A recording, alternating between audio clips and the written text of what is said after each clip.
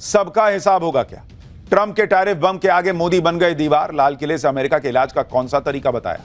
आज सबसे पहले यह बताने जा रहा हूं। आज पीएम मोदी जबरदस्त फॉर्म में दिखे। लाल किले से सबसे लंबा भाषण दिया। ऑपरेशन सिंदूर के बाद पहली बार लाल किले से दिए भाषण में पीएम मोदी ने खुल्लम खुल्ला जंग का ऐलान कर दिया है बॉस। पीएम मोदी ने पाकिस्तान के खिलाफ, ट्रंप की टैरिफ नीतियों के खिलाफ, देश विरोधी ताकतों के खिलाफ, विदेशी सामान के खिलाफ, इंपोर्ट में निर्भरता के खिलाफ भारत के जंग का ऐलान कर दिया। पीएम मोदी ने ट्रंप की टैरिफ ब्लैकमेलिंग का तगड़ा जवाब दिया। कहा कि किसानों के हितों की रक्षा के लिए मोदी दीवार बनकर खड़ा है। पीएम मोदी ने मुनीर की न्यूक्लियर वाली गीदड़ भभकी का भी जवाब दिया। कहा कि न्यूक्लियर ब्लैकमेलिंग हम नहीं सहेंगे बॉस, हमला हुआ तो मुंह तोड़ जवाब देंगे। पीएम मोदी ने देश विरोधी ताकतों के खिलाफ भी बड़ा ऐलान किया। घुसपैठियों के खिलाफ हाई पावर डेमोग्राफी मिशन की बात कह दी है। क्या इसका मतलब है कि एनआरसी आने वाला है? आज इस पर भी बात करूंगा। इसी के साथ ही आज पीएम मोदी ने भारत को विकसित राष्ट्र बनाने का रोड मैप सामने रखा। कुछ बड़े टारगेट सेट किए, कुछ मिशन तय किए। पहला मिशन आत्मनिर्भर भारत, जिसके तहत स्वदेशी चीजों को और बढ़ावा देना। दूसरा मिशन ऊर्जा के लिए दूसरे देशों पर निर्भरता को कम करना। तीसरा मिशन मेड इन इंडिया को बढ़ावा, made in India semiconductor chip और made in India jet engine जैसे लक्ष्य रख दिए। यानी पीएम मोदी ने आज मिडिल क्लास को राहत देने वाले दो बड़े ऐलान भी किए। करोड़ों नौकरियां जनरेट करने के लिए 1 लाख करोड़ की योजना का ऐलान किया। जीएसटी रेट घटाकर मिडिल क्लास के लिए बड़ा ऐलान किया। पीएम मोदी ने लाल किले से और क्या क्या कहा, कैसे धूम धड़ाका कर दिया लाल किले से उन्होंने, ट्रंप को कैसे खुला जवाब दिया, पाकिस्तान की कैसे क्लास लगाई, डेमोग्राफी बदलाव पर कौन से बड़े मिशन की बात वो कर रहे हैं, क्या यह संकेत है कि एनआरसी आने वाला है, आज आपको सब दिखाऊंगा विस्तार से। लेकिन पहले पीएम के भाषण का एक ट्रेलर देखिए।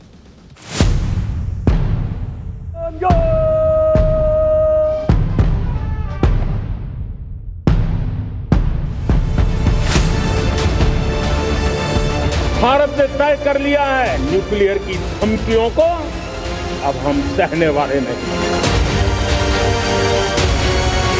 सामान्य मानवीय की जरूरतों के टैक्स भारी मात्रा में कम कर दिए जाएंगे।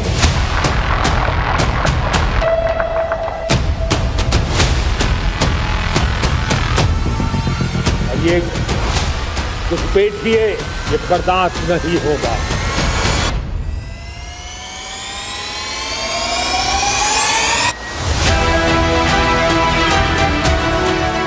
क्या हमारा अपना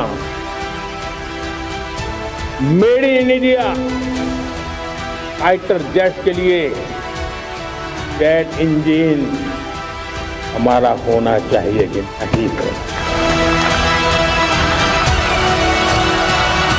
किसी की लकीर को छोटी करने में अपनी ताकत बर्बाद न करें।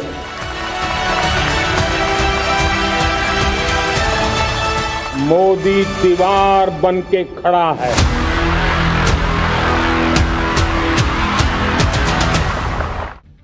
भाई इस वक्त दुनिया में भयंकर उथल पुथल मची हुई है। ट्रंप के टैरिफ वॉर की वजह से पूरा वर्ल्ड ऑर्डर जो है वो बदलता चला जा रहा है। ट्रंप की वजह से दुनिया में अनिश्चितता और बढ़ गई। ट्रंप बार बार भारत को टैरिफ के लिए धमका रहे हैं। पुतिन से मीटिंग से पहले भी ट्रंप ने यही करने की कोशिश की। लेकिन आज मौका पीएम मोदी का था। उन्होंने लाल किले से ट्रंप को तगड़ा डोज दिया।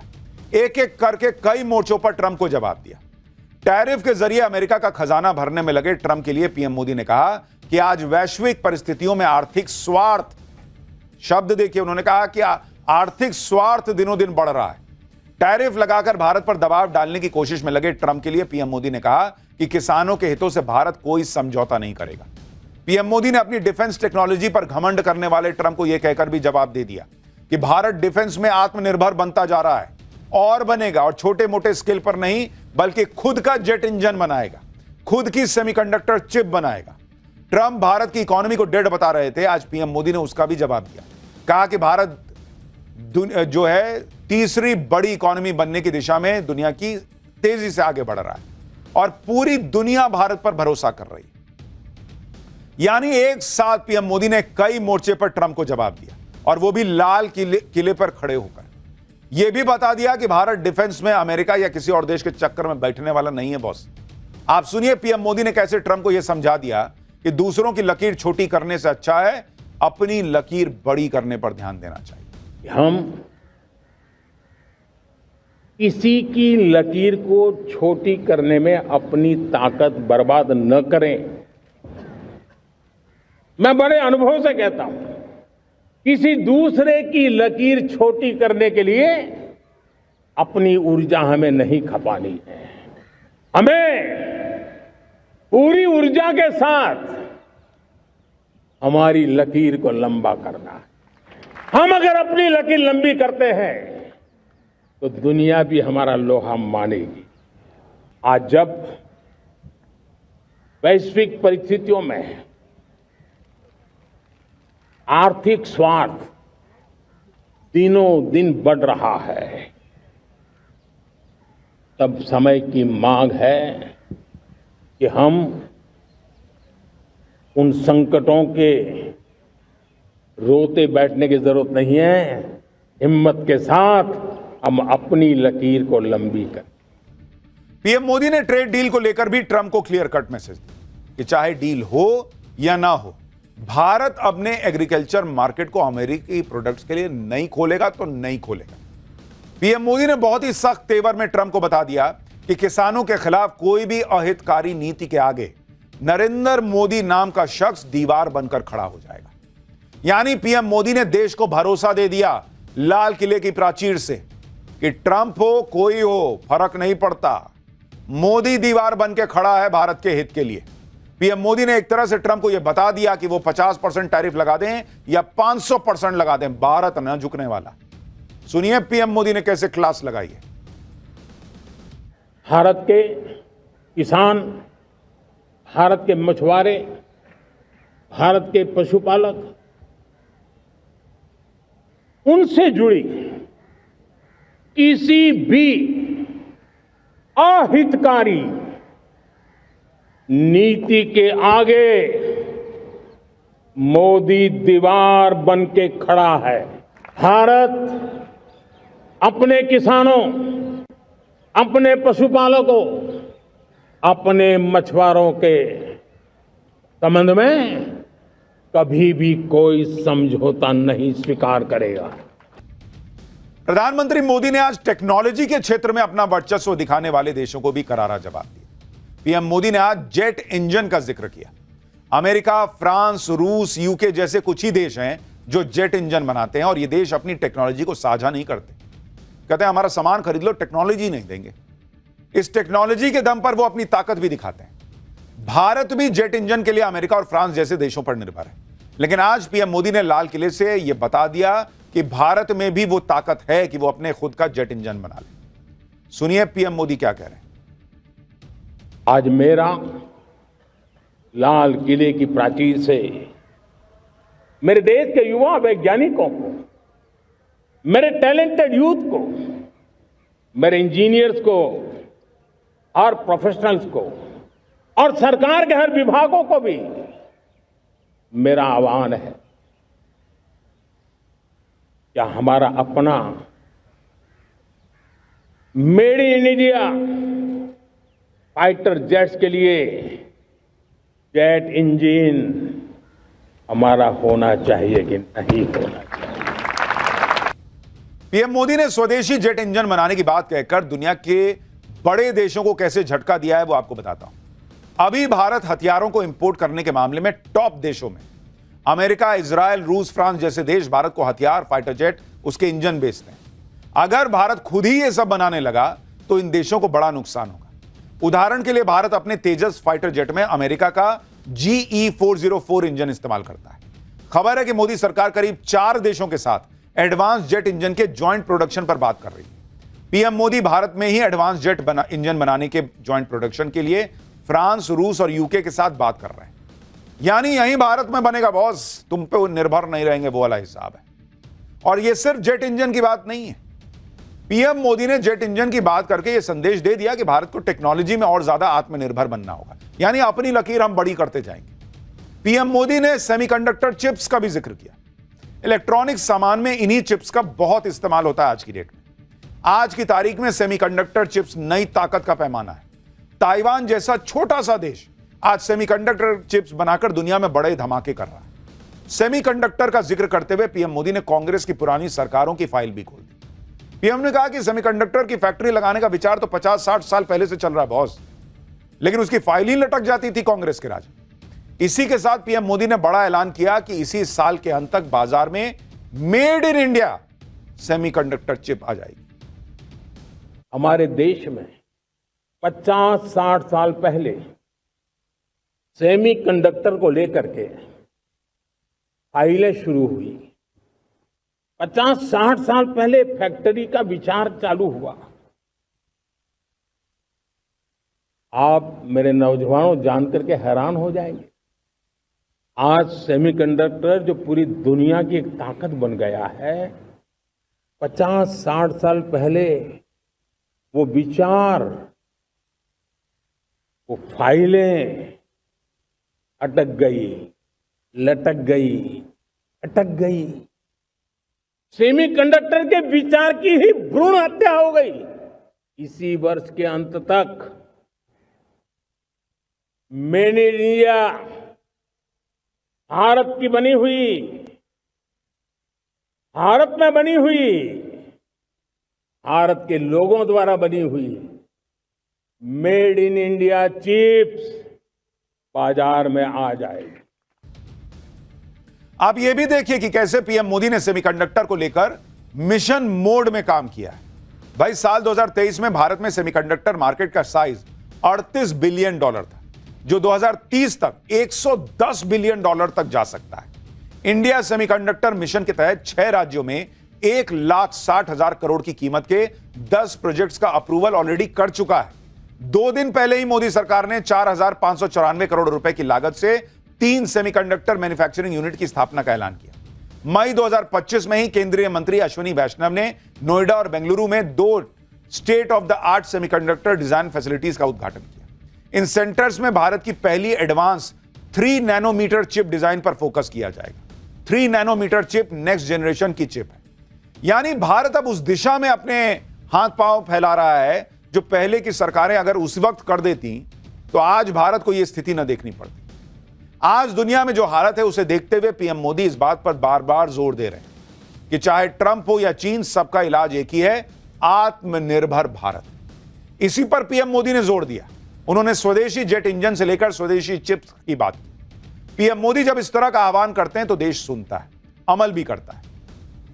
जैसे पीएम मोदी ने खादी को जमकर प्रमोट किया और लोगों में खादी का ऐसा क्रेज बढ़ गया बॉस कि साल 2013-2014 में खादी कपड़ों की बिक्री 1,081 करोड़ रुपए की थी। वो 2024-25 में बढ़कर 7,145 करोड़ रुपए पहुंच गई है। यानी खादी कपड़ों की बिक्री में 561% का इजाफा हो गया। काहे कि नरेंद्र मोदी ने कह दिया कि खादी का इस्तेमाल करो। इसी तरह जब साल 2020 में चीन से बॉर्डर पर विवाद हुआ तो पीएम मोदी ने चीन की कई ऐप्स को बैन कर दिया था। चीन की कंपनियों पर एक्शन हुआ था। उस वक्त पूरा देश चीन के सामान का बहिष्कार करने लगा था और नतीजा यह हुआ था कि साल 2020 में चीन का भारत को एक्सपोर्ट 24.5% गिरकर बहुत नीचे चला गया था। और सिर्फ दिवाली की सेल में चीन के प्रोडक्ट्स ना बिकने से चीन को 1 लाख करोड़ रुपए का डेंट लगा था। इसी तरह पीएम मोदी ने सत्ता में आते ही स्वच्छ भारत मिशन शुरू किया। किसी ने सोचा था कि एक प्रधानमंत्री झाड़ू लेकर सड़क पर उतर जाएगा, टॉयलेट बनाने की बातें करेगा? लेकिन आप देखिए कि पीएम मोदी की स्वच्छता के प्रति मुहिम का असर यह हुआ कि लोग स्वच्छता को बढ़ावा देने लगे। नेचर मैगजीन में छपी एक स्टडी में दावा किया गया कि स्वच्छ भारत मिशन की वजह से हर साल करीब 60 से 70 हजार बच्चों की जान बचने लगी भारत। तो बॉस मोदी ब्रांड एम्बेसडर हैं एक तरीके से। वो बोल देते हैं तो देश सुनता है। और इसीलिए आज उन्होंने यह भी कहा कि भाई अपने अपने दुकान के बाहर आप बोर्ड लगा दीजिए कि यहां स्वदेशी सामान मिलता है। देखिए कैसे उसकी सेल बढ़ेगी। मैं आज हर छोटे मोटे व्यापारी को, दुकानदार से आग्रह करना चाहता हूं, आपकी भी जिम्मेवारी है। हम छोटे थे, हमने कभी बाजार में देखा नहीं था कि शुद्ध घी की दुकान, ऐसे ही लिखा जाता था घी की दुकान। लेकिन समय रहते लोग लिखने लगे शुद्ध घी की दुकान। मैं चाहता हूं देश में ऐसे व्यापारी आगे आए, ऐसे दुकानदार आए कि हाँ स्वदेशी माल बिकता है, वो बोर्ड लगा रहे। हम स्वदेशी का गर्व करने लगे। हम स्वदेशी मजबूरी में नहीं, मजबूती के साथ उपयोग करेंगे। पीएम मोदी ने स्वतंत्रता दिवस पर मिडिल क्लास को राहत देने वाले दो बड़े ऐलान भी किए। पहला ऐलान युवाओं के रोजगार को लेकर है। 1 लाख करोड़ रुपए की प्रधानमंत्री विकसित भारत रोजगार योजना का ऐलान किया गया। योजना के तहत निजी क्षेत्र में पहली नौकरी पाने वाले नौजवानों को 15,000 रुपए सरकार की तरफ से दिए जाएंगे। यह योजना करीब 3.5 करोड़ नौजवानों के लिए रोजगार के नए अवसर बनाएगी। दूसरा ऐलान जीएसटी रिफॉर्म को लेकर है। जरूरी चीजों से जीएसटी कम किया जाएगा, चीजें ज्यादा बिकेंगी, अर्थव्यवस्था और तेज दौड़ेगी। सुनिए जीएसटी की दरों को कम करने के लिए कौन सा दिवाली गिफ्ट है जो पीएम मोदी ऐलान में आज बोल रहे हैं। हम नेक्स्ट जनरेशन जीएसटी रिफॉर्म्स लेकर के आ रहे हैं। ये दिवाली के अंदर आपके लिए तोहफा बन जाएंगे। सामान्य मानवीय की जरूरतों के टैक्स भारी मात्रा में कम कर दिए जाएंगे। बहुत बड़ी सुविधा बढ़ेगी। हमारे एमएसएमई, हमारे लघु उद्यमी, इनको बहुत बड़ा लाभ मिलेगा। रोजमर्रा की चीजें बहुत सस्ती हो जाएगी और उससे इकोनॉमी को भी एक नया बल मिलने वाला है। दिवाली पर पीएम मोदी बड़ा धमाका करने वाले हैं, यह तो क्लियर हो गया। पीएम मोदी ने कहा कि जरूरी चीजों से जीएसटी कम की जाएगी। अगर जीएसटी स्लैब को देखें तो रोजमर्रा की ऐसी कई चीजें हैं जिस पर जीएसटी की दरों को कम किया जा सकता है और उम्मीद है कि ये सब चीजें सस्ती हो सकती हैं, जैसे सिलाई मशीन, छाता, water filter, purifier, pressure cooker, aluminium, steel के बर्तन, इलेक्ट्रिक आयरन, रेडीमेड गारमेंट, जूते, tooth powder, sanitary napkin, hair oil, साबुन, टूथपेस्ट, इलेक्ट्रॉनिक सामान। यानी आम आदमी के लिए जो रोज इस्तेमाल होने वाली चीजें हैं वो सस्ती हो सकती हैं दिवाली में।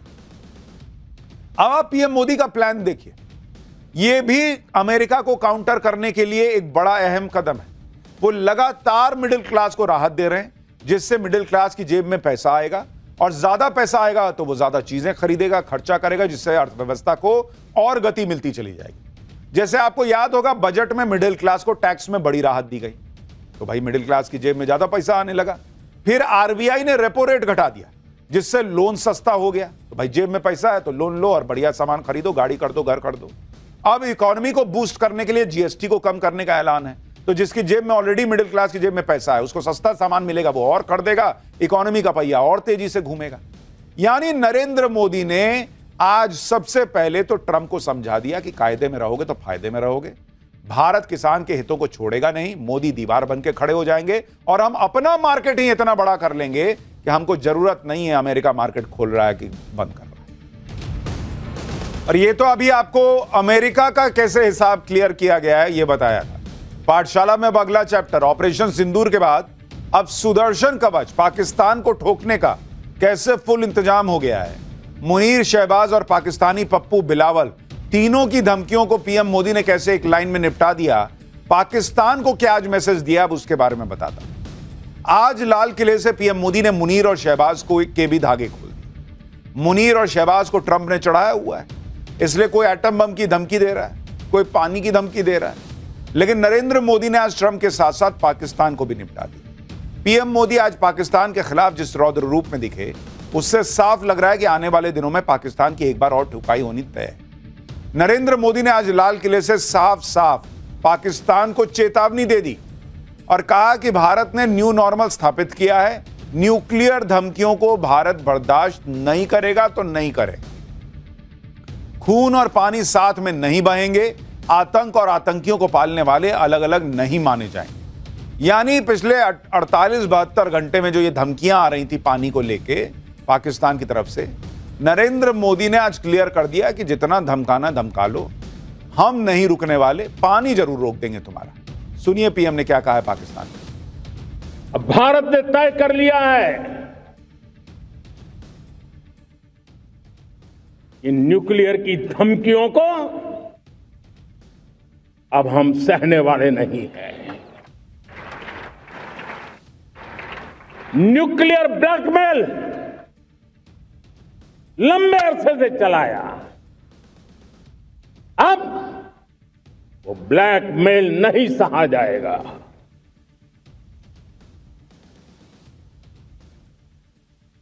आगे भी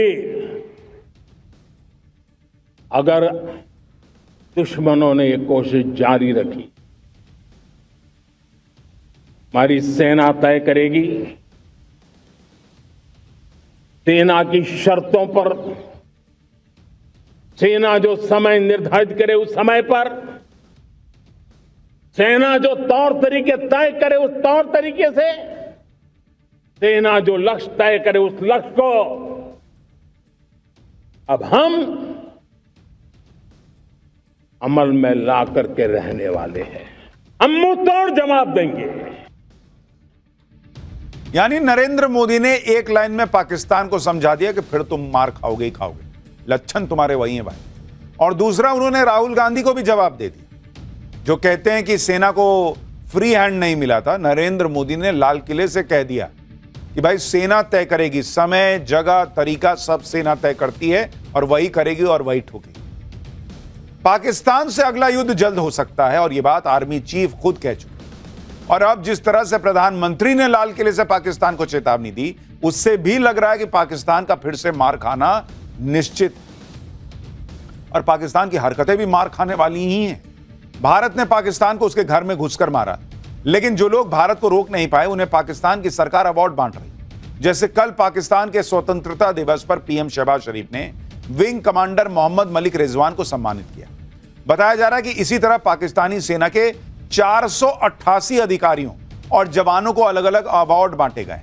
यह अवार्ड भारत के S-400 सिस्टम को मार गिराने के लिए दिया गया है, जो कभी गिराया ही नहीं गया, उसका अवार्ड बांट दिया भाई लोगों ने।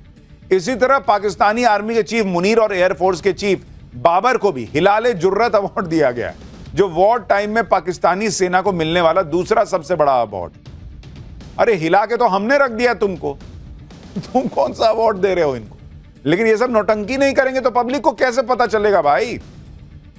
तो इसलिए ये सब करते हैं कि पब्लिक को वहां लगते रहना चाहिए कि नहीं इतना अवार्ड मिल रहा है तो कुछ तो किया ही होगा। अब सोचिए पाकिस्तान में हार पर यह जश्न मन रहा है, जब ऑपरेशन सिंदूर में पाकिस्तान का इतना नुकसान हुआ कि वो अभी तक उबर नहीं पाया। भारत के एयरफोर्स चीफ कंफर्म कर चुके कि भारत ने ऑपरेशन सिंदूर में पाकिस्तान के कम से कम 5 फाइटर जेट मार गिराए। इसके अलावा पाकिस्तान के 2 अवॉक्स यानी एयरबॉर्न वार्निंग सिस्टम और एक C-130 ट्रांसपोर्ट विमान तबाह हुआ। इसके अलावा यह भी बताया गया कि अमेरिका ने पाकिस्तान को जो F-16 दिया था वो भी भारत ने मार गिराया और इस वजह से अमेरिका चिढ़ा हुआ है। पाकिस्तान के 9 आतंकी ठिकाने पूरी तरह मिट्टी में मिला दिए गए, जिसमें मुरीदके में लश्कर-ए-तैयबा का हेडक्वार्टर और बहावलपुर में जैश-ए-मोहम्मद का हेडक्वार्टर शामिल है। पाकिस्तान के नूर खान एयरबेस समेत 11 एयरबेस को भारी नुकसान पहुंचा था। इनमें रनवे और रडार सिस्टम को निशाना बनाया गया। पाकिस्तान के 6 रडार सिस्टम और 3 हैंगर पूरी तरह ध्वस्त हो गए। और अब जाने माने वॉर एक्सपर्ट टॉम कूपर का कहना है कि ऑपरेशन सिंदूर में भारत ने पाकिस्तान के 5 से भी कहीं ज्यादा फाइटर जेट्स मार गिराए। कहा जा रहा है कि भारत ने सिर्फ 5 नहीं बल्कि 19 पाकिस्तानी लड़ाकू विमान गिरा दिए। टॉम कूपर के मुताबिक S-400 मिसाइल सिस्टम की मदद से भारतीय सेना ने पाकिस्तान की सीमा में 300 किलोमीटर अंदर घुसकर सटीक निशाना लगाया। रिपोर्ट्स के मुताबिक ऑपरेशन सिंदूर में पाकिस्तान को 80,000 करोड़ रुपए से ज्यादा का नुकसान हुआ है। पाकिस्तान को मोदी ने अभी तो सिर्फ ट्रेलर दिखाया है। नरेंद्र मोदी महाप्लान पर काम कर रहे हैं। लड़ाकू विमानों के स्वदेशी इंजन पे काम हो रहा है और इसके बारे में मैंने अभी आपको बताया। और उधर नरेंद्र मोदी ने यह बड़ा ऐलान भी कर दिया कि वो भारत का मिशन सुदर्शन चक्र भी लाने वाले हैं और इसके लिए 10 साल का बड़ा प्लान नरेंद्र मोदी ने बना लिया है। नरेंद्र मोदी का सुदर्शन चक्र वैसा ही होगा जैसा इजराइल के पास आयरन डोम है, जैसे अमेरिका में गोल्डन डोम पर काम हो रहा है। सुदर्शन चक्र से पूरे भारत को नरेंद्र मोदी लैस कर देंगे और इसके बाद भारत का एयर डिफेंस सिस्टम और मजबूत हो जाएगा।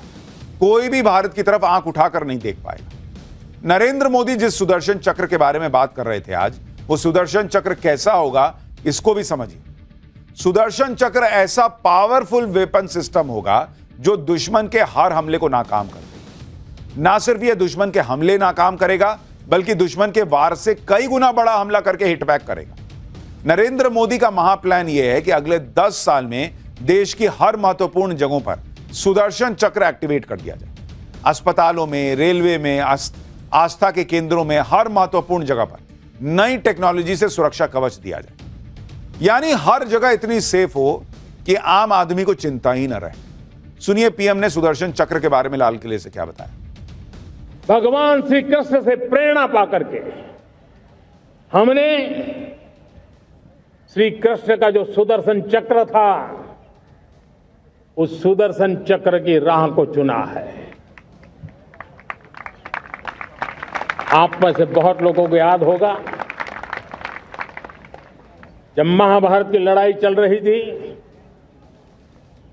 श्री कृष्ण ने अपने सुदर्शन चक्र से सूर्य के प्रकाश को रोक दिया था और दिन में ही अंधेरा कर दिया था। सूर्य प्रकाश को सुदर्शन चक्र से रोक दिया था और तब अर्जुन ने जो शपथ ली थी जयद्रथ का वध करने की, उस प्रतिज्ञा को अर्जुन पूर्ण कर पाए थे। वो सुदर्शन चक्र के पराक्रम और रणनीति का परिणाम था। अब देश सुदर्शन चक्र मिशन लॉन्च करेगा। ये मिशन सुदर्शन चक्र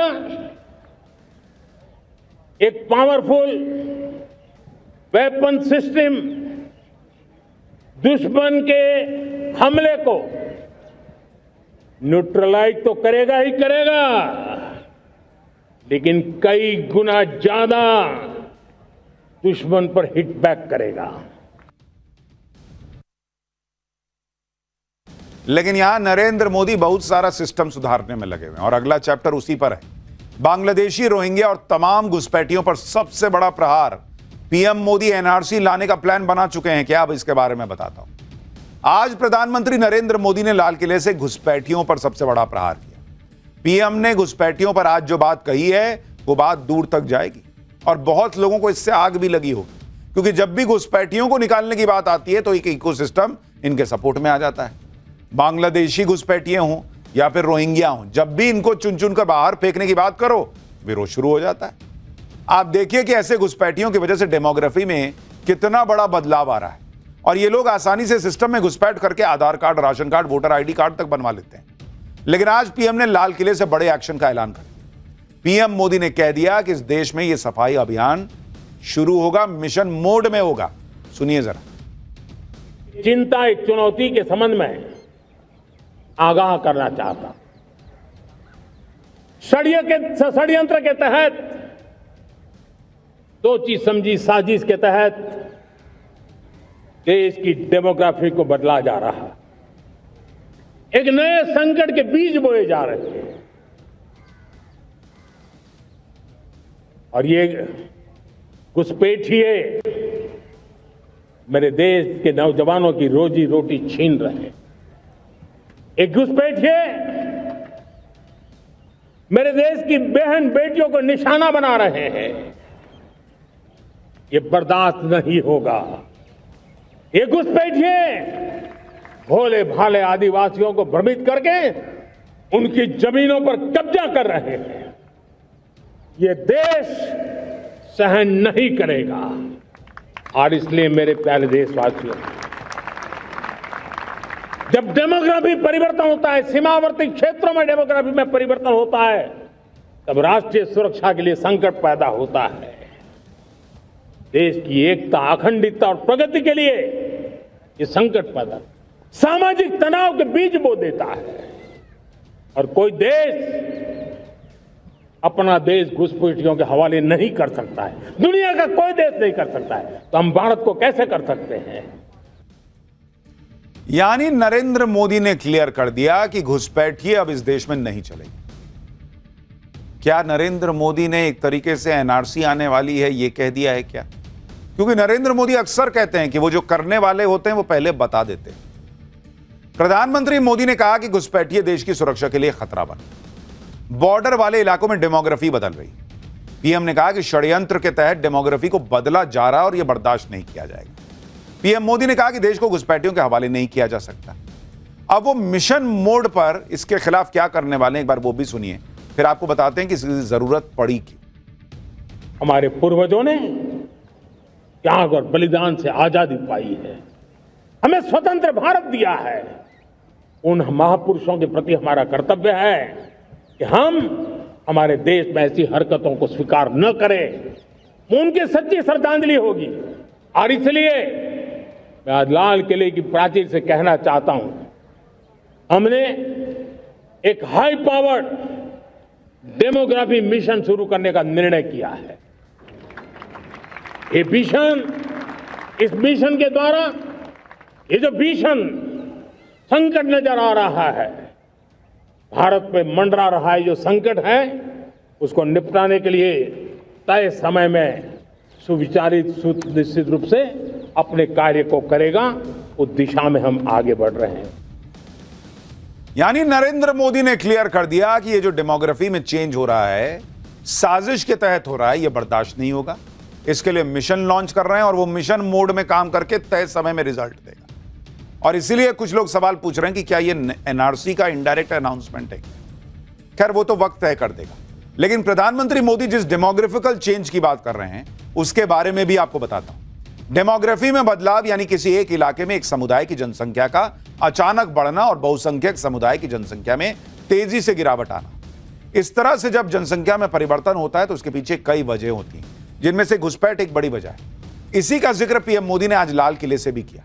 डेमोग्राफी के परिवर्तन पर economic advisory council to the prime minister यानी EAC-PM ने एक रिपोर्ट बनाई।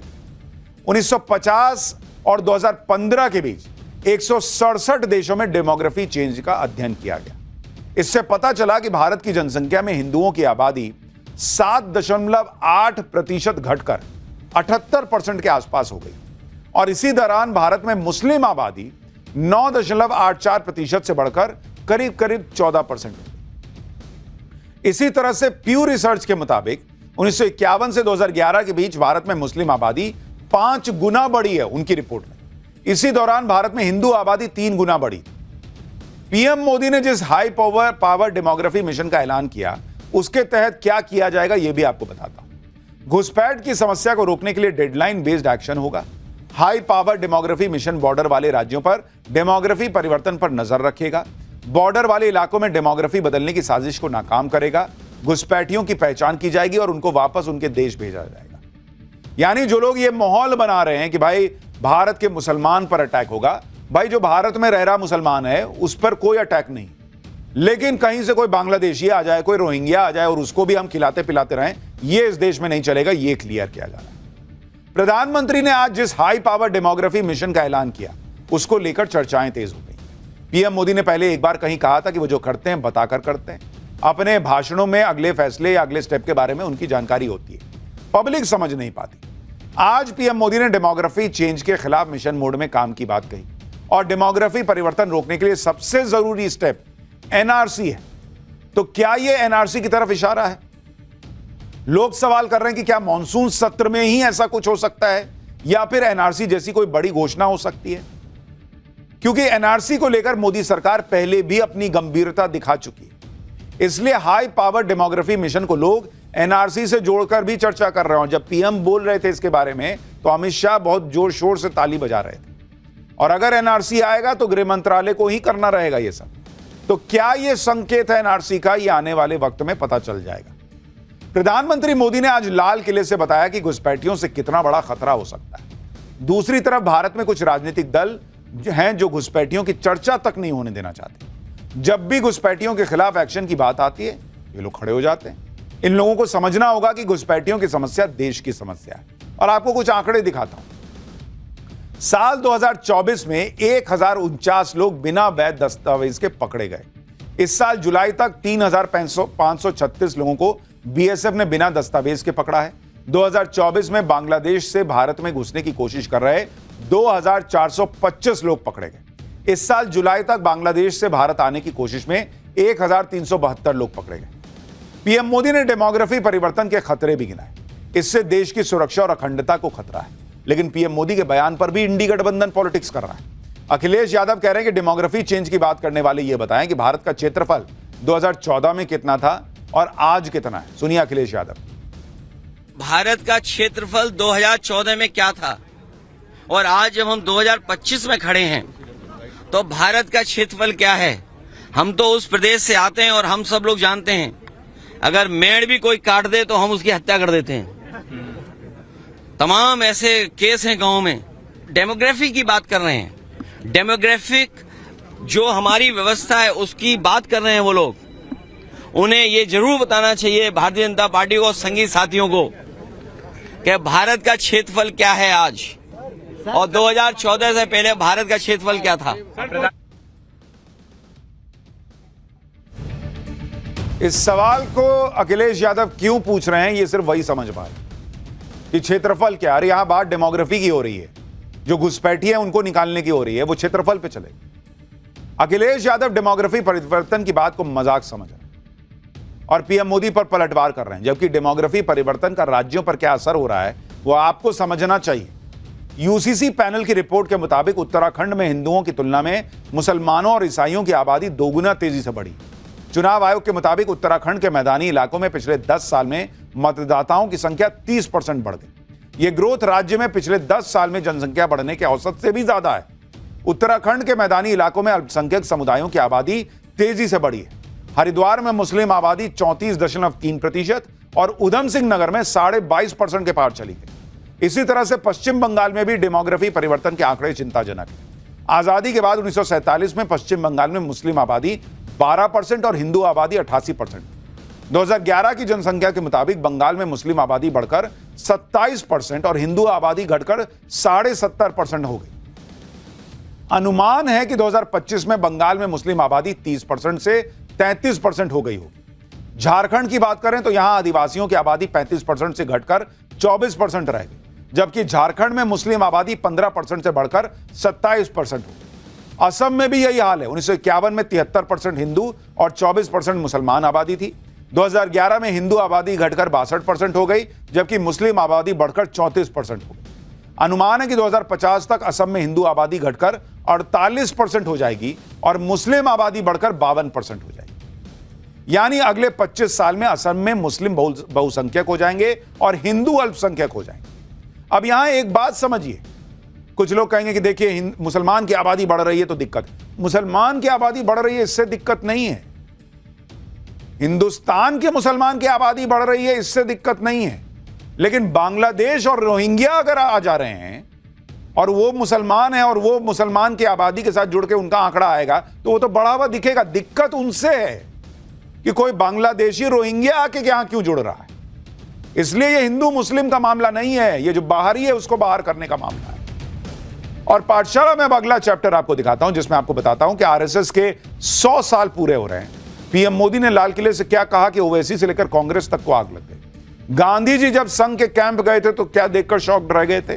संघ के 100 साल और देश के लिए समर्पण के इतिहास का वो चैप्टर जो आप में से कईयों ने सुना ही नहीं। प्रधानमंत्री नरेंद्र मोदी ने लाल किले से बहुत कुछ आज कहा और आरएसएस का नाम ले लिया तो बहुतों को आग लग गई। ऐसा पहली बार हुआ है कि लाल किले से संघ का नाम लिया गया। लेकिन जिन लोगों का एजेंडा ही संघ के खिलाफ नफरत फैलाने का हो, वो लोग कहने लगे कि संघ ने तो आजादी की कोई लड़ाई ही नहीं लड़ी, फिर संघ का नाम लाल किले से क्यों लेना। कई लोग कहने लगे कि संघ की तो कोई हिस्ट्री ही नहीं है, मतलब मोदी के संघ के बारे में बोलने भर से पूरा इकोसिस्टम तिल मिला गया। लेकिन जो लोग कह रहे हैं कि संघ की कोई हिस्ट्री नहीं, संघ ने अपने 100 साल में कुछ किया ही नहीं, उन लोगों को पाठशाला की इस हिस्ट्री की क्लास को डिटेल में देखना चाहिए। पहले देखिए कि पीएम ने बोला क्या, उस पर हंगामा क्या मचा, उसका ट्रेलर देखिए, फिर फैक्ट्स बताता।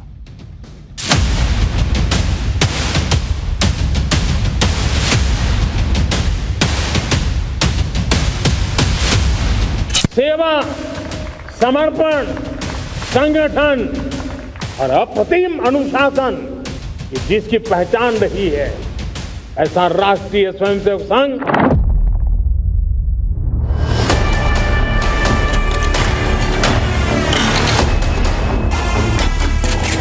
जो संघ परिवार है उसका रास्ता सेकुलर और सोशलिस्ट नहीं है। ये वही संगठन है जिसके ऊपर सरदार पटेल ने पाबंदी लगाई थी। देश के प्रधानमंत्री ने उस संगठन का नाम लिया जिसने 53 साल तक तिरंगे का बहिष्कार किया था।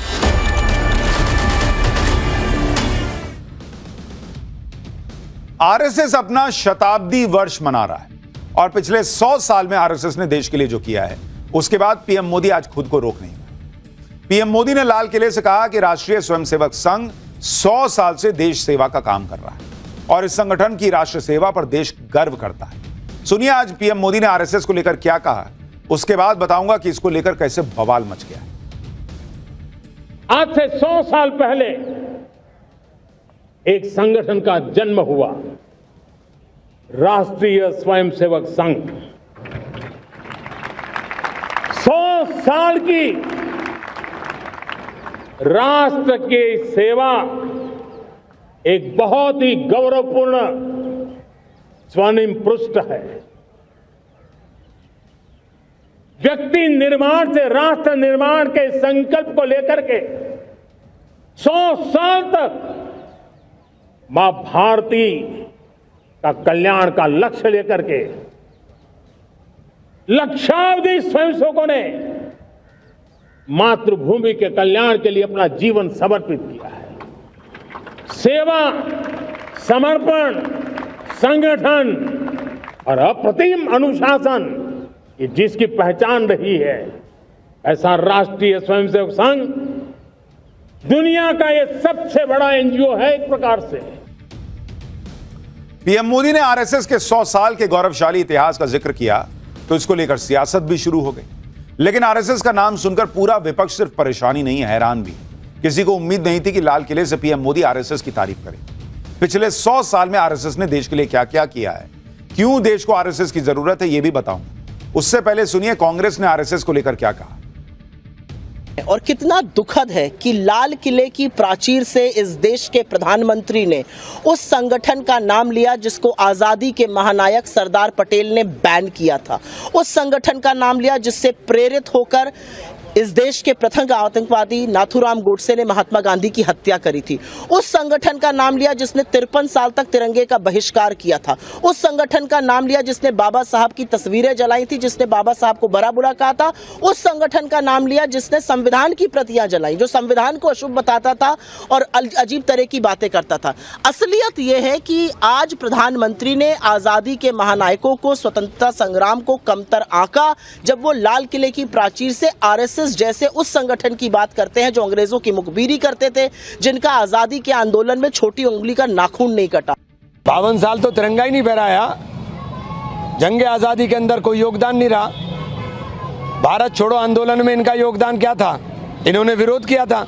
लेकिन उन 52 साल का हिसाब भी देना कि 52 साल आपने झंडा ही नहीं फहराया, आपने तिरंगे को नहीं माना, आप संविधान को नहीं मानते थे, आप संविधान को विदेशी बताना शुरू कर दिया था। ये वही संगठन है जिसके ऊपर सरदार पटेल ने पाबंदी लगाई थी, इसको बैन सरदार पटेल ने किया था। कांग्रेसी अपने हिसाब से इतिहास बता रहे हैं, तोड़ मरोड़ के बता रहे हैं। कह रहे हैं कि सरदार पटेल ने बैन किया था और इंदिरा गांधी ने तारीफ की थी, वो नहीं दिखा। एक मैडम पूछ रही हैं कि आरएसएस की कानी उंगली भी नहीं कटी थी आजादी की लड़ाई में। गांधी परिवार ने क्या क्या कटवा दिया था भाई, गला कटवा दिया था क्या? नेहरू जी ने गला कटवा दिया था क्या आजादी की लड़ाई में? जो कांग्रेस अभी आरएसएस को कोस रही है और कह रही है कि लाल किले में से पीएम ने संघ का नाम क्यों ले लिया, उसे यह भी देखना चाहिए कि जवाहरलाल नेहरू जब प्रधानमंत्री थे तो लाल किले के राष्ट्रीय आयोजनों में आरएसएस के लोग भी आते थे। ये तस्वीरें 1963 की हैं, जब जवाहरलाल नेहरू प्रधानमंत्री थे और तब दिल्ली की रिपब्लिक डे परेड में आरएसएस के स्वयंसेवक पहुंचे थे। ऐसा दावा किया जाता है कि जवाहरलाल नेहरू ने खुद 1963 में आरएसएस को रिपब्लिक डे परेड में दिल्ली बुलाया था। तब जवाहरलाल नेहरू ने आरएसएस को देशभक्तों का संगठन कहा था।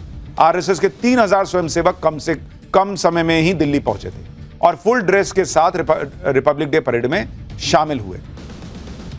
लेकिन आज आरएसएस का विरोध करना कांग्रेस की सियासी मजबूरी है, क्योंकि उसे लगता है कि आरएसएस के खिलाफ बोलने से एक विशेष वर्ग बहुत खुश हो जाएगा। इसी वजह से आरएसएस के खिलाफ नफरत भरा एजेंडा चलाया जाता है और इसमें कांग्रेस के साथ साथ दूसरी पार्टियां भी हमेशा जुड़ जाती हैं। अखिलेश यादव ने तो आरएसएस का नाम लेकर आज कह दिया कि पीएम मोदी मुंह से स्वदेशी हो सकते हैं लेकिन मन से विदेशी हैं। सुनिए जरा अखिलेश यादव।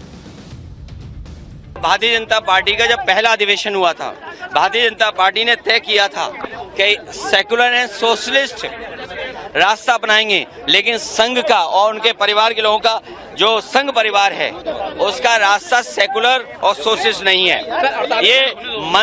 ये मुंह से तो हैं स्वदेशी लेकिन मन से नहीं, मन से विदेशी हैं।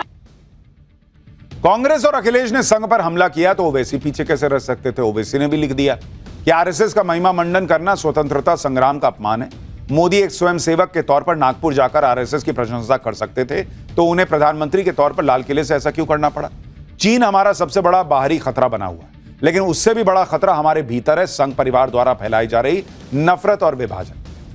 ये लोग संघ के इतिहास को नकारते हैं, पूछते हैं कि संघ का इतिहास ही क्या है, संघ ने 100 साल में किया ही क्या है। जो लोग संघ के बारे में नहीं जानते उन्हें आज बताता हूं कि 100 साल में संघ ने क्या क्या किया। आरएसएस की स्थापना डॉक्टर केशव बलिराम हेडगेवार ने की, जिन्हें डॉक्टर जी कहा जाता है। वो नागपुर के रहने वाले थे। डॉक्टर हेडगेवार के बारे में आपको बताता हूं कि जब वो 13 साल के थे तो प्लेग महामारी से उनके माता पिता का निधन हो गया। हेडगेवार साहब ने पुणे से मैट्रिक की पढ़ाई की और बाद तब के कलकत्ता से मेडिकल की पढ़ाई की और साल 1915 में वो डॉक्टर बनकर नागपुर लौटे। डॉक्टर हेडगेवार शुरुआत में कई सालों तक सक्रिय तौर पर कांग्रेस के संगठन से जुड़े थे, लेकिन बाद में उन्होंने साल 1925 में विजयादशमी के दिन संघ की स्थापना की। डॉक्टर हेडगेवार ने कांग्रेस छोड़कर संघ की स्थापना इसलिए की क्योंकि हेडगेवार का मानना था कि तत्कालीन परिस्थितियों में हिंदू समाज को सांस्कृतिक और आध्यात्मिक तौर पर संगठित करना जरूरी है, जिससे अखंड भारत की पूर्ण स्वतंत्रता का लक्ष्य प्राप्त किया जा सके। इसके अलावा जहां कांग्रेस ब्रिटिश राज के अंदर स्वतंत्र डोमिनियन के स्टेटस की मांग कर रही थी, वहीं हेडगेवार लगातार कहते थे कि भारत की पूर्ण आजादी का लक्ष्य होना चाहिए। जो लोग कहते हैं कि संघ ने आजादी की लड़ाई में कुछ किया ही नहीं, उन्हें संघ की स्थापना करने वाले डॉक्टर हेडगेवार के बारे में जानना चाहिए। वो 2 बार जेल गए थे। पहली बार वो अगस्त 1921 में नागपुर जेल गए, जब ब्रिटिश राज ने उनके भाषण देने पर रोक लगा दी और उन्होंने माना नहीं। उन्हें 1 साल की जेल हुई और वो जुलाई 1922 में रिहा हुए। दूसरी बार वो 1930 में बापू के नमक सत्याग्रह के दौरान अकोला जेल गए। उन्हें 9 महीने जेल की सजा हुई थी। कांग्रेस से मतभेद होने के बावजूद डॉक्टर हेडगेवार और संघ के कार्यकर्ताओं ने सत्याग्रह में हिस्सा लिया था। डॉक्टर हेडगेवार के बारे में यह जानना भी जरूरी है कि 1920 में नागपुर में कांग्रेस का जो अधिवेशन हुआ था, उसके प्रबंधन की अहम जिम्मेदारी डॉक्टर हेडगेवार ने उठाई थी। 1920 में कांग्रेस के नागपुर अधिवेशन में डॉक्टर हेडगेवार ने कांग्रेस की प्रस्ताव समिति के सामने 2 प्रस्ताव रखे, जिसमें एक था पूर्ण स्वतंत्रता का लक्ष्य। इसके 9 साल बाद और संघ बनने के 4 साल बाद पूर्ण स्वतंत्रता का प्रस्ताव कांग्रेस ने 1929 के लाहौर अधिवेशन में पारित किया था। 1929 में जब कांग्रेस ने पूर्ण स्वतंत्रता का प्रस्ताव पारित किया तो डॉक्टर हेडगेवार ने सभी शाखाओं में इसका अभिनंदन करने के लिए कहा था। लाहौर अधिवेशन में जब यह तय हुआ कि 26 जनवरी 1930 को देश भर में स्वतंत्रता दिवस मनाया जाएगा, तो डॉक्टर हेडगेवार ने उसका समर्थन किया था। यानी जब कांग्रेस ब्रिटिश राज के अंदर डोमिनियन स्टेट की बात को भी मानने को तैयार थी, उस दौर में डॉक्टर हेडगेवार पूर्ण स्वतंत्रता की बात करते थे। संघ और तिरंगे को लेकर जो भ्रम फैलाए जाते हैं, उसका जवाब खुद संघ प्रमुख मोहन भागवत ने दिया था। सुनिए उन्होंने क्या बताया था, फिर आपको बताता हूं कि गांधी जी जब आरएसएस के कार्यक्रम में गए थे तो क्यों शॉक्ड रह गए। तिरंगे झंडे के जन्म से उसके सम्मान के साथ संघ का स्वयंसेवक जुड़ा है। मैं आपको सत्य कथा बता रहा हूं। निश्चित होने के बाद, उस समय तो चक्र नहीं था, चरखा था ध्वज पर। पहली बार फैजपुर के कांग्रेस अधिवेशन में उस ध्वज को फहराया गया। 80 फीट ऊंचा ध्वज स्तंभ लगाया था। नेहरू जी उसके अध्यक्ष थे। तो वो बीच में लटक गया, ऊपर पूरे जा नहीं सका, और इतना ऊंचा चढ़ के उसको सुलझाने का साहस किसी का नहीं था। एक तरुण भीड़ में से दौड़ा, वो सरसर उस खंबे पर चढ़ गया, उसने वो रस्सियों की गुत्थी सुलझाई, ध्वज को ऊपर पहुंचा के नीचे आ गया। तो स्वाभाविक लोगों ने उसको कंधे पर लिया, नेहरू जी के पास ले गए। नेहरू जी ने उसकी पीठ थपथपाई और कहा कि तुम आओ शाम को खुले अधिवेशन में, तुम्हारा अभिनंदन करेंगे। लेकिन फिर कुछ नेता आए, कहा कि उसको मत बुला, वो शाखा में जाता है। इतना ही नहीं, एक बार महात्मा गांधी भी संघ के कैंप में गए। 25 दिसंबर 1934 को महात्मा गांधी वर्धा में आरएसएस के कैंप में गए थे। वहां आरएसएस के नेता अप्पाजी जोशी ने महात्मा गांधी को पूरा कैंप घुमाया। गांधी जी वर्धा कैंप के आयोजन की प्लानिंग को लेकर हैरान थे। उन्हें तब और हैरानी हुई जब उन्होंने देखा कि स्वयंसेवक बिना किसी जाति या अन्य भेदभाव के एक साथ काम कर रहे हैं। पूछताछ पर स्वयंसेवकों ने गांधी जी को बताया कि यहां ब्राह्मण, मराठा या अन्य वर्गों में कोई भेद ही नहीं है। गांधी जी को बताया गया कि कई स्वयंसेवक तो एक दूसरे की जाति जानते भी नहीं है, ना ही उन्हें इसमें कोई दिलचस्पी है। गांधी जी इस बात से हैरान रह गए कि भाई ये कैसे हो रहा है। उन्होंने अप्पाजी जोशी से पूछा कि आपने ऐसा कैसे कर दिया? छुआछूत जैसी सामाजिक बुराई को खत्म करना नामुमकिन जैसा है, संघ में ये कैसे संभव हुआ? तब अप्पाजी जोशी ने यह कहा कि सब में एक ही भावना है कि सब हिंदू हैं। यह डॉक्टर केशव बलिराम हेडगेवार की वजह से संभव हो पाया। आरएसएस ने अपने 100 साल के इतिहास में जब जब देश पर संकट आया, उन आरएसएस ने और उसके स्वयंसेवकों ने कोई परवाह किए बिना देश की सेवा की। देश के बंटवारे के बाद जब बड़े पैमाने पर सांप्रदायिक हिंसा हो रही थी, तो पाकिस्तान से आए शरणार्थियों के लिए आरएसएस ने 3000 राहत कैंप लगाए थे। 1954 में दादरा नगर हवेली जब पुर्तगालियों के कब्जे से आजाद हुआ तो इसमें आरएसएस का लीड रोल था। आरएसएस के नेता विनायक आप्टे के नेतृत्व में स्वयंसेवकों ने सिलवासा पर हमला बोलकर वहां तिरंगा फहराया। इसी तरह से 1955 में संघ ने गोवा के आजादी के आंदोलन में हिस्सा लिया। 1962 के भारत चीन युद्ध में आरएसएस ने मदद की। आर्मी मूवमेंट के दौरान रास्तों की निगरानी की, सेना को आपूर्ति और रसद पहुंचाने में मदद की। शहीदों के परिवारों का ध्यान संघ ने रखा। 1965 के भारत पाकिस्तान युद्ध में स्वयंसेवकों ने श्रीनगर हवाई अड्डे से बर्फ हटाने का काम किया। घायल जवानों के लिए स्वयंसेवकों ने रक्तदान किया। युद्ध के दौरान संघ के स्वयंसेवकों ने दिल्ली का ट्रैफिक संभाला। 1975 में इंदिरा गांधी की इमरजेंसी के खिलाफ आरएसएस लड़ा। आरएसएस पर इंदिरा गांधी ने बैन लगा दिया। हजारों स्वयंसेवकों को गिरफ्तार कर लिया गया था। संघ के स्वयंसेवकों ने अंडरग्राउंड रहकर काम किया। स्वयंसेवकों ने आपातकाल के विरोध में पोस्टर लगाए, जेल में बंद विपक्षी नेताओं के संदेशों को जनता तक पहुंचाने का काम किया। बाद में जनता पार्टी के गठन के लिए भी संघ ने प्रयास किए। इसके अलावा 1971 में ओडिशा चक्रवात, 1984 में भोपाल गैस कांड, 1984 में सिख विरोधी दंगे, 1999 में करगिल युद्ध, 2001 में गुजरात भूकंप, 2004 में सुनामी, 2013 में केदारनाथ आपदा, 2020 में कोविड महामारी। इन सारी आपदाओं के बाद राहत बचाव के कार्य में संघ ने बड़ी भूमिका निभाई। तो जो लोग पूछ रहे हैं कि संघ ने किया ही क्या, कहानी उंगली कटवाई थी क्या, उनको पहले यह सोचना चाहिए कि एक तो फैक्ट पे बात करो,